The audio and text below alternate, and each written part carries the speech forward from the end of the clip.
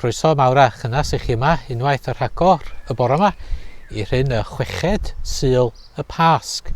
Today is the 6th Sunday of Easter, where we come again in Bro Efionydd to worship God and seek the blessing and the comfort of the Holy Spirit as reflected in our Gospel reading for today. Today's service will be bilingual as per usual, dwyieithog fydd y gwasanaeth, and we will be using the Iona worship book for our short service of morning prayer, in additional to Agorwn Drysau Mawl, fel un o ddau o adnoddau, a few material things for us to think and pray about during our service. So we still ourselves before God, seeking the power and the love of the Holy Spirit. Ydyn ni'n ymdawelu yn awr mynwes Duw I geisio ei ras, ei dangnefedd a hefyd ei ysbryd.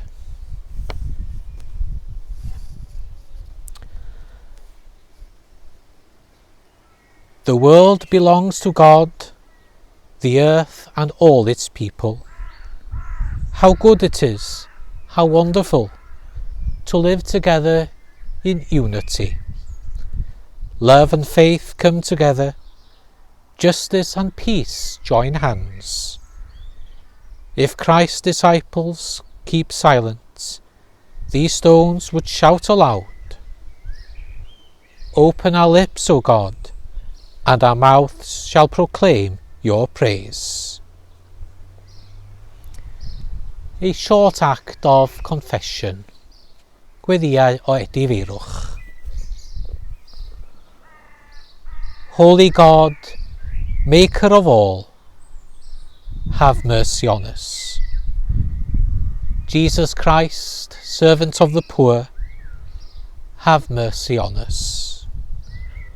Holy Spirit, breath of life, have mercy on us.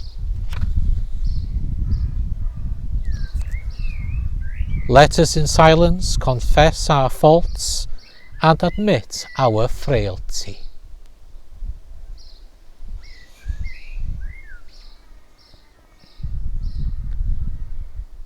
Before God, with the people of God, I confess my brokenness.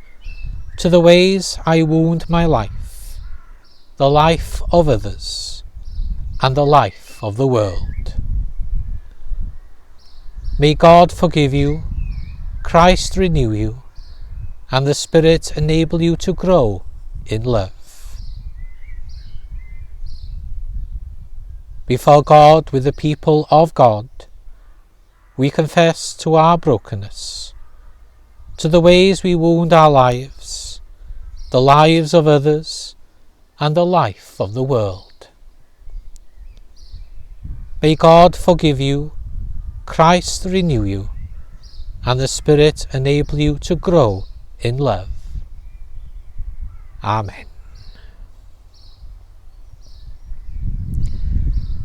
And a prayer for God's help. Move among us, O God, give us life. Let your people rejoice in you. Make our hearts clean within us. Renew us in mind and in spirit. Give us again the joy of your help. With your spirit of freedom sustains us. And we pray together the Lord's Prayer, Gweddi'r Arglwydd.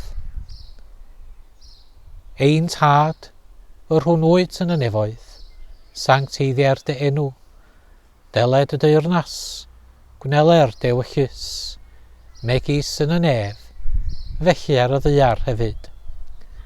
Dyro I ni heddiw ein bara benyddiol, a maddau ni ein dyledion, fel y maddiw ni na ein dyledwyr, ac nac arwain ni brofedigaeth, eithyr gwared ni'r rhag drwg, Canes eiddo ti o'r deyrnas, a'r gallu a'r gogoniant, yn oes oesoedd. Amen.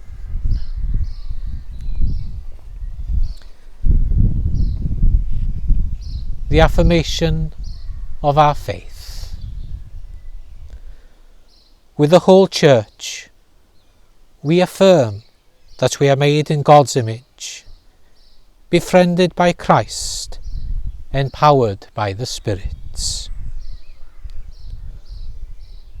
With people everywhere, we affirm God's goodness at the heart of humanity, planted more deeply than all that is wrong.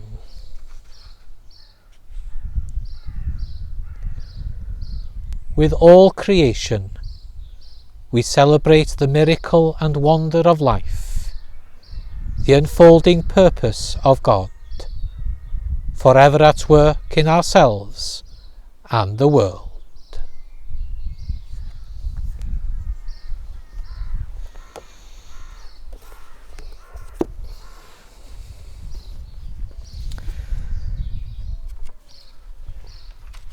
Today's Gospel reading is from the Most Holy Gospel of St. John, from the 14th chapter, verses 15 to 21.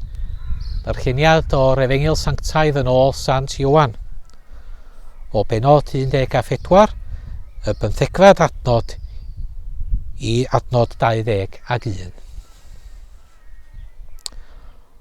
Os ydych yn fy ngharu i, fe gadwch fy ngorchymynion i, ac fe ofynaf i'm tad, ac fe rydd efi chwi eriolwr, arall i fod gyda chwi am byth. Ysbryd y gwirionedd. Ni all y byd ei dderbyn ef, am nad yw'r byd wedi ei weld, nac yn ei adnabod ef. Yr ydych chwi yn ei adnabod oherwydd gyda chwi y mae'n aros, ac yno chwi y bydd. Ni adawaf chi'n am ddifad, fe ddof yn ôl ato chwi. Ymhen ychydig amser, ni bydd y byd yn fy ngweld i ddim mwy, ond byddwch chi'n fy ngweld, fy mod yn fyw, a byw fyddwch chwithau hefyd. Yn y dydd hwnnw byddwch chi'n gwybod fy mod i yn y tad, ac bod chwi yno fi, a minnau yn y chwithau. Pwy bynnag y mae fy ngorchymynion i ganddo, ac sy'n ei cadw hwy, yw'r un sy'n fy ngharu. A'r un sy'n fy ngharu, fe'i cerir gan fy nhad, a bydda fi'n ein ei garu, ac yn famlygu fy hun iddo. If you love me, you will keep my commandments. And I will ask the Father, and he will give you another helper, to be with you forever. Even the Spirit of truth, whom the world cannot receive, because it is neither sees him nor knows him. You know him, for he dwells with you, and will be with you. I will not leave you as orphans, I will come to you. Yet a little while the world will see me no more, but you will see me. Because I live, you also will live. In that day you will know that I am in my Father, and you in me, and I in you. Whoever has my commandments and keeps them, he it is who loves me. And he who loves me will be loved by my Father, and I will love him and manifest myself to him. A dyma terfyn darlleniad yr Efengyl. A felly bod i'n minnau siarad yn enw Duw y Drindod Sanctaidd, Duw y Tad, y Mab, a'r Ysbryd Glân.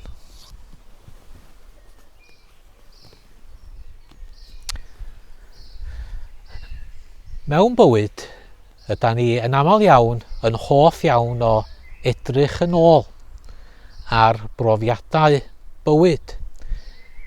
Ac i rhan fwyaf ni, diolch am hynny, mae'r profiadau hynny yn gallu bod yn rhai melys dros ben.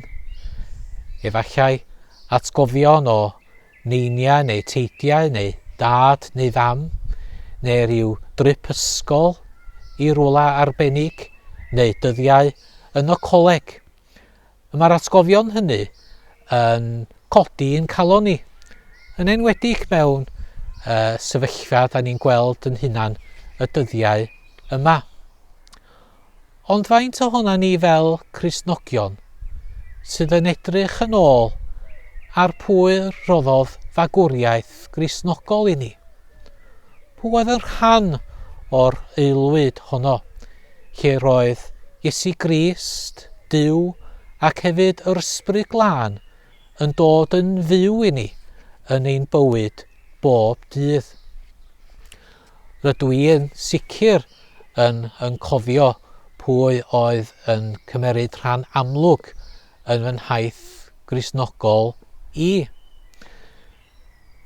Fel y gwyddoch, rhan fwyaf ohonoch, gefais fy magu yn Mentreffelin ger cricieth yma. Ac o'r dyddiau cynnar hwnnw, yr oedd yr offeiriad plwyf y canon Tommy Morris yn rhan amlwg o fywyd teuluol. Hefyd mynd i'r ysgol Sul efo Miss Clark y dyddiau hynny a bob Sul. Ac hefyd cael magwriaeth a brofiad o addoli a fod y rhan o ysgol Sul hefyd yng Nghapael Cedron yn y pentra, ac yn derbyn cariad a hefyd cynhaliaeth gan aelodau yr eglwys a'r capal. Ac yma rhywun yn trysori yr atgofion hynny, y ffaith y bod pobl wedi mynd allan o'i ffordd i ddysgu ni am Iesu Grist a'r Duw byw. Yn y llyfr bach yma, Agorwn Drysau Mawl, mae yna rhywun yn edrach yn ôl i'r un dyddiau dwi wedi ei sôn amdanyn nhw yn bore yma, yn barod. A dyma mae'r llyfryn bach yma yn ei ddweud, rhywun yn adrodd hanes. Cefais fagwriaeth ysbrydol arbennig iawn yn eglwys fy mebyd. Eglwys fechan ydoedd o ran aelodaeth, ond perthynau i achos mawr yr arglwydd Iesu Grist.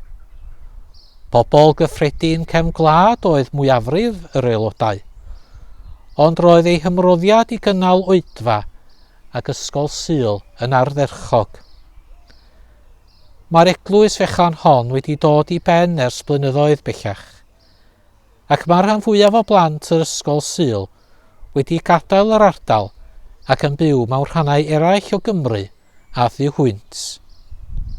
Tybed a ydynt o dro i dro fel finnau, yn dwyn i gof yr amseroedd gynt ym Mro ei Mebyd, ac yn dal i gofio dylanwad grasol yr oedfaon a'r ysgol Sul ar ei bywydau.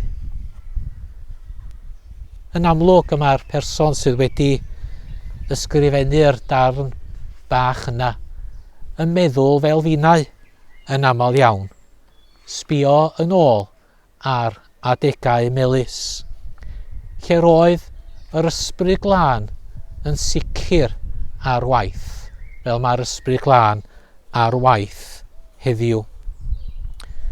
Ac efallai bod yr Ysbryd Glân yn gofyn i ni agor ffenestri, neu sbïo drwy ffenast. Yn yr eglwys Uniongred y mae eiconau ddim yn cael ei gweld fel darluniau, fel mewn galeri, ond ffenestri i fawredd ac ogoniant Duw. Ac mae'n bwysig y bod ni'n edrych drwy'r ffenestri yma yn ôl ar ein bywydau i weld lle mae gras, chariad ac ysbryd Duw wedi bod ar waith. In the Gospel reading set for today, and in Welsh I have just been trying to explain to people the importance of looking back through various windows in our life to try to discern where the Holy Spirit was and is at work. But the Gospel reading today gives shape to the way we do look back at the Spirit of God, who is undoubtedly still at work in our lives. Let me share with you one or two thoughts about the gospel, and hopefully that will enable you also to experience the Spirit of God in your own life. In John's Gospel, there is only one test of love, and that is obedience. That is the keeping of God's commandments. That is what gives shape to our Christianity. That the spirit of love is not exactly a free-for-all, but has shape, a dimension to it that draws us ever nearer to God. And obedience is not a word that you might necessarily warm to in your lives today, because we have been taught to think that independence is the name of the game, a life where we shouldn't be answerable to anybody or anything. But if we are to be happy in our lives, if we are to live our lives to the full, if we are to experience the love of God, then we must keep His commandments, to love God and to love our neighbours. That is what Christian obedience is about, loving God and loving neighbour, come what may. I have been encouraged, like all of us I am sure, by the tremendous acts of kindness that has come to the fore during these troubling times. Sheer unselfishness has been shown to pave the way for a better world. The unselfishness and the sacrifices of so many in our society has encouraged all of us really during these difficult times. I've spoken about the window really. There's a window to the side of me here. During these times we have been able to look through a window of our own lives and hopefully to see new perspectives. Maybe see what is important that maybe was lost before the brakes was put on us due to the lockdown. Can we see the Holy Spirit, the Comforter, at work in our lives during these times of quietness and of stillness? I encourage you all, if you have been a Christian all your lives, to visit again what brought you to the Christian faith, what it is in the Christian faith that allows you to make sense of life. And I ask you who are maybe new to the faith or have little understanding of it, to merely look through the window at a new perspective of life, a new hope, the hope of love and the Holy Spirit, the Comforter. Ac yn enw Duw, y Tad, y Mab, a'r Ysbryd Glân. Amen.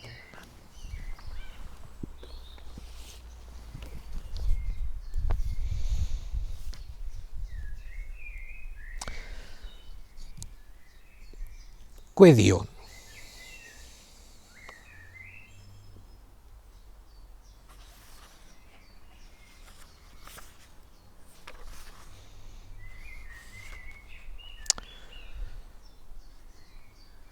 O Christ, you are within each of us. It's not just the interior of these walls. It is our own inner being you have renewed. We are your temple, not made with hands. We are your body. If every wall should crumble and every church decay, we are your habitation. Nearer are you than breathing, closer than hands and feet. Our are the eyes with which you, in the mystery, look out with compassion on the world.